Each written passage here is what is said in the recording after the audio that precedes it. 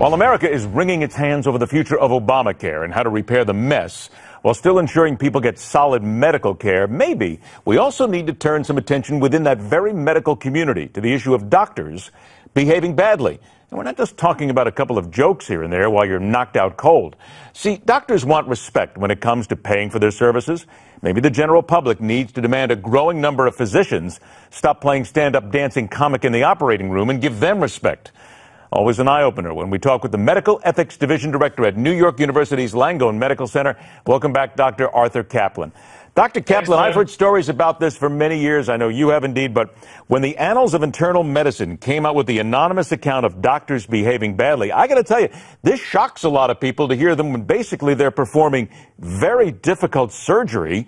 And then they're basically glad-handing, slapping five, and making jokes about their patients. So let me just say this, though. Isn't it fair to say that sometimes this is a stress release for doctors? I know I've heard that before. Mm-hmm.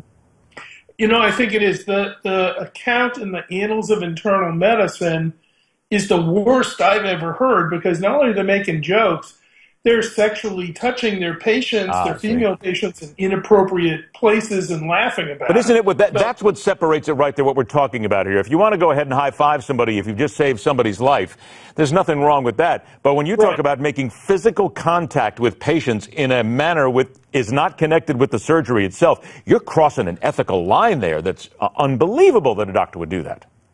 Correct. In fact, it's a reason to lose your license. It's a reason to get kicked out of medical school. It's a reason to get bounced out of the profession. You can't do that. There's no arguing about it one way or the other. It's just wrong. It's inconsistent with ethics. It's probably illegal. It's a battery, meaning it's a touching that you didn't consent to. So that's the far end, and I think we can all condemn it. What it indicates to me, Ed, is what you're talking about. These healthcare guys who were involved in this, had to be under an enormous amount of stress and pressure. They did rescue somebody who was at death's door from a bleed within her reproductive organs, touch and go all the way. Then they sort of freaked out about it. So maybe it's a heal or heal thyself situation where we've got to get more counseling, support to people who go through basically PTSD.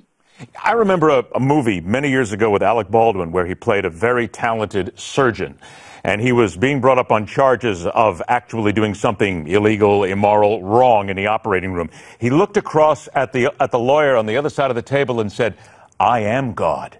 I mean, and I'll tell you, I think, though, isn't it fair to say that when you're a surgeon, when you have people's lives in your hands, you have people who feel that way, who sometimes need to feel that way, and then, of course, you've got to kind of rein that in a little bit, and you've got to bring that down to a certain point, because you've got someone's life in your hands, doctor. Right. So people do talk that way, and it's not just surgeons. I've heard it from psychiatrists. I've heard it from all kinds of specialists. You have the suicide patient's life in your hands. You've got the person who's just been detected with cancer, say Jimmy Carter, life in your hands. So the stakes are high, but you have limits. You get privileges, honor, respect. You can do things to patients that normally in society would get you arrested, but you can't cross over these sexual boundaries, these unwanted touchings. And I'm going to say you really shouldn't be insulting, putting down the patients. You know, joking, we all get it, a little darky, we all get it. But, the examples I've seen, one guy, when he was taking out somebody's spleen, he decided while he was in there to put the initials of his alma mater, sort of carve them, if you will. I'm laughing, but we've heard these stories before. These really aren't anything new. I got to believe that there's a lot of doctors out there right now who are a little shocked that some doctors went out there and did this anonymously because they don't want anybody knowing this, correct? Well, that's the club problem. You know, you don't want to rat out the club. Nobody in the media likes to blame other members of the media for doing something completely stupid and wrong. Doctors act that way too. Unacceptable.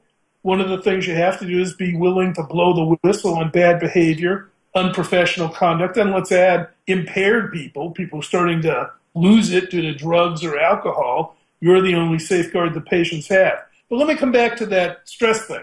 So I do think it can be really stressful. You work the ER, you have life and death things with 3 or 4 people in a row. We got to get a little proactive here. You know, the military does this. They are starting to say to a soldier, it's okay to ask for some help. They try to do a little preemptive, mental health care to say you're going to see things or be exposed to things that really might leave you more damaged than you want to admit.